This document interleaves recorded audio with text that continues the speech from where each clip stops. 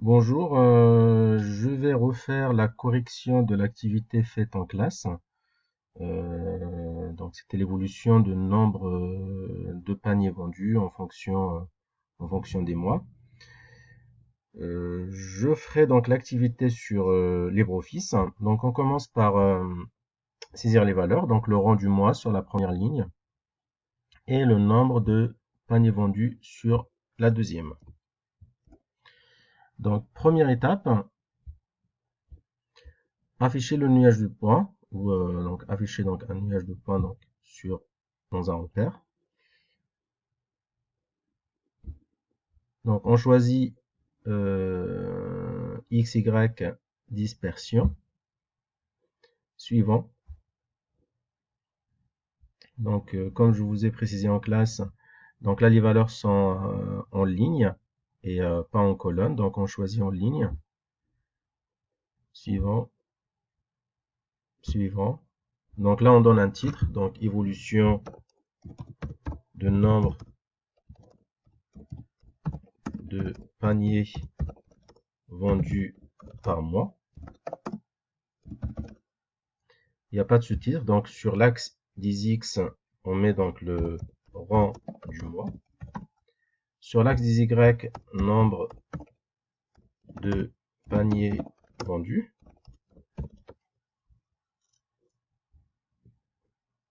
Et terminé. Et voilà, donc on a le nuage de points qui apparaît à l'écran. Deuxième étape, comment choisir un ajustement qui convient à notre nuage de points ou à un ajustement pertinent. Donc, on peut refaire donc les étapes pour trouver l'ajustement affine. D'abord, donc on clique sur un point.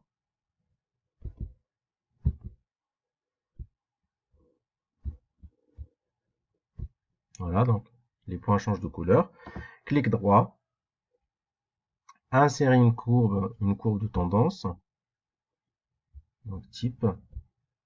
Donc là, donc si on choisit linéaire, c'est qu'on fera un ajustement affine. Bien sûr, on peut afficher l'équation de la droite et le coefficient de détermination R2, on peut l'afficher aussi.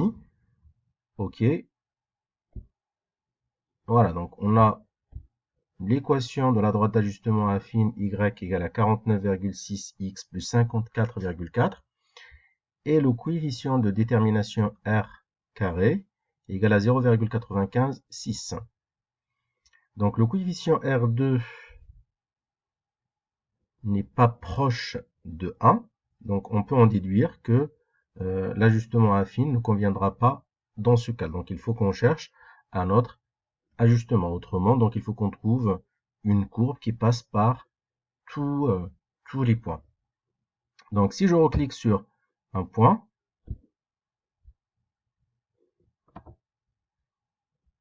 insérer une courbe de tendance comme tout à l'heure, normalement, voilà, c'est ici. Donc là, je vais décocher donc linéaire là. Donc sinon, je choisis, si on choisit le logarithme, on va vérifier est-ce que ça convient ou ça convient pas. Donc là, on voit que la courbe ne passe pas par les points, donc ça convient pas. Si je choisis exponentielle ou puissance, je peux choisir ça au hasard.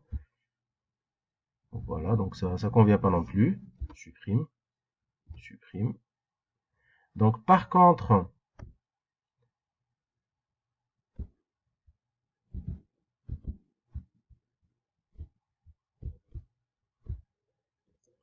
donc si on choisit un ajustement polynomial, donc on pourra afficher l'équation aussi, afficher l'équation et afficher le coefficient de détermination R2. OK. Donc qu'est-ce qu'on remarque ici? On remarque que la courbe passe par tous les points.